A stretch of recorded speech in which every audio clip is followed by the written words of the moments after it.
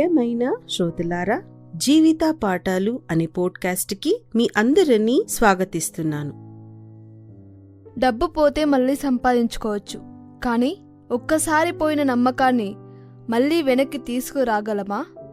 మనం ఏదైనా పనిలో ఫెయిల్ అవుతున్నప్పుడు వెంటనే మనకొచ్చే ఆలోచన, అసలు నాకు అదృష్టమే లేదు, నేను దురదృష్టవంతురాల్ని అని మనం మనసులో బాధపడుతూ కృంగిపోతూ ఉంటాం.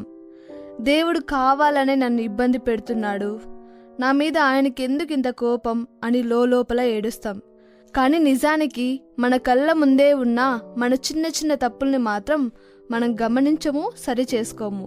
ఆ తప్పును ఒప్పుకోవడానికి మనకు అహంకారం అడ్డొస్తుంది.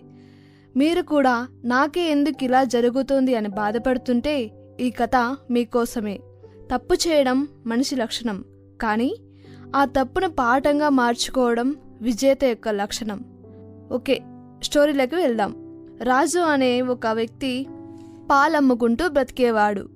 ప్రతిరోజు తెల్లవారుజామునే లేచి కష్టపడి పాలు తీసి ఊర్లోకి తీసుకెళ్ళి ఇంటింటికి పాలు పోసేవాడు.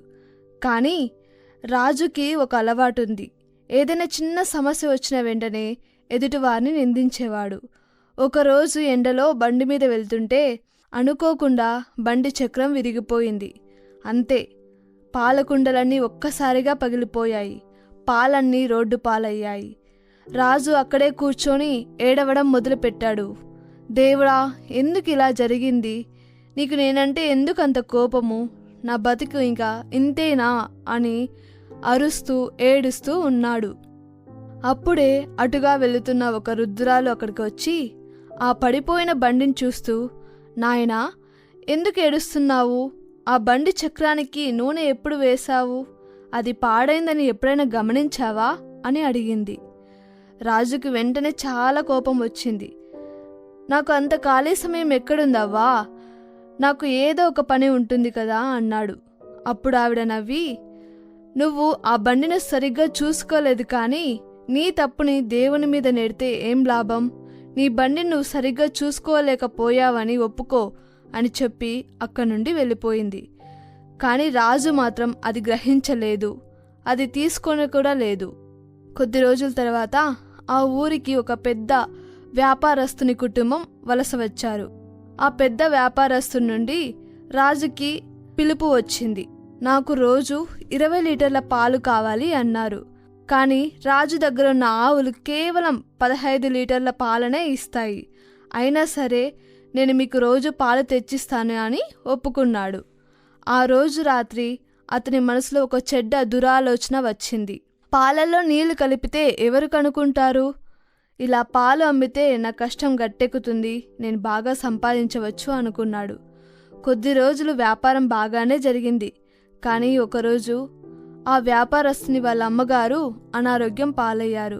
ఆ పాలు క్వాంటిటీని చెక్ చేస్తే అందులో నీళ్లు కలిపారని, అవి అంత స్వచ్ఛమైనగా లేవని తేలింది.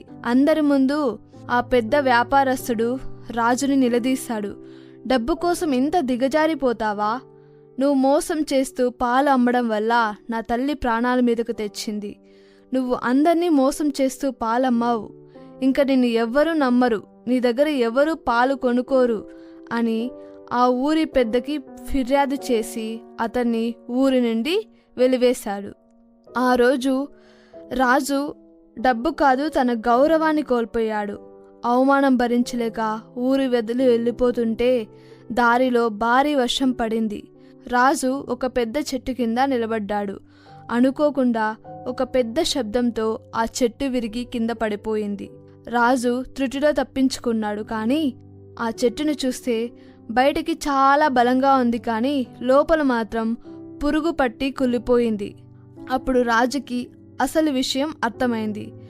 కళ్ళల్లో నీళ్ళతో తనలో తాను ఇలా అనుకున్నాడు, నిజమే కదా, నేను కూడా ఈ చెట్టులాగే అయిపోయాను.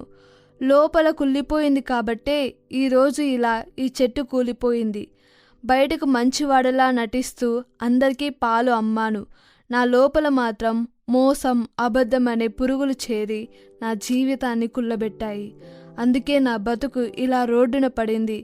తప్పు నా బండిది కాదు, నా పద్ధతిది తప్పు అని, ఆ వ్యాపారిది కాదు, నా ఆశది అని అప్పుడు రాజుకి మనసులో అర్థమయ్యింది. అక్కడ రాజుకి జ్ఞానోదయం అయింది. తన తప్పుని తన మనస్ఫూర్తిగా ఒప్పుకున్నాడు. తప్పు తెలుసుకున్న రాజు పారిపోవాలనుకోలేదు. తిరిగి తన ఊరికి వెళ్ళాడు. ఆ వ్యాపారి కాళ్ళ మీద పడి క్షమించమని అడిగాడు. ఊర్లో ప్రతి ఇంటి దగ్గరికి వెళ్ళి నేను తప్పు చేశాను, క్షమించండి అని అడిగాడు. కానీ ఎవ్వరూ అతను నమ్మలేదు.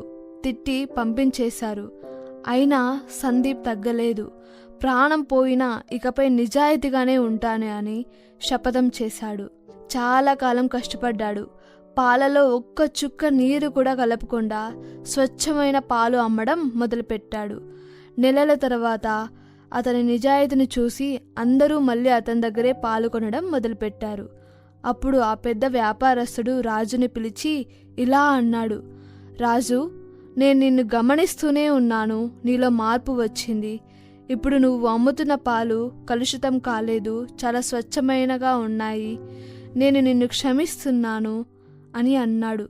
ఆ రోజు రాజుకు అర్థమైంది, ఓటమి మనల్ని ఆపడానికి రాదు, మనల్ని మార్చడానికి వస్తుందని. సో ఫ్రెండ్స్, పడిపోవడం అనేది అందరి జీవితంలో జరుగుతుంది. కానీ మన దేవుడు మన తప్పులను లెక్క పెట్టే న్యాయమూర్తి మాత్రమే కాదు, మనం పడిపోయినప్పుడు చేయి అందించే లేపే తండ్రి. మీ పాత జీవితం ఒక కుళ్ళిన చెట్టులా కూలిపోయినా పర్లేదు. ఎందుకంటే ఆ కూలిన చోటే దేవుడు కొత్త చిగురుని మొలకెత్తించగలరు. మనం చేసే చిన్న చిన్న తప్పుల్ని కూడా ఆయన క్షమిస్తారు. కానీ మనం మన తప్పును ఒప్పుకొని ఆయన వైపు తిరగాలి. ఎందుకంటే మనం చేసిన తప్పు ఓటమి కాదు, ఆ తప్పును దేవుడి దగ్గర దాచాలని చూడటమే అసలైన ఓటమి. అందుకే బైబిల్లో ఒక అద్భుతమైన మాట ఉంటుంది, నీతిమంతుడు 7 మారులు పడినను తిరిగి లేచును. మీరు కూడా ఎన్నిసార్లు ఓడిపోయినా పర్లేదు, నేర్చుకొని మళ్ళీ బలంగా లేవండి. All the best. God bless you.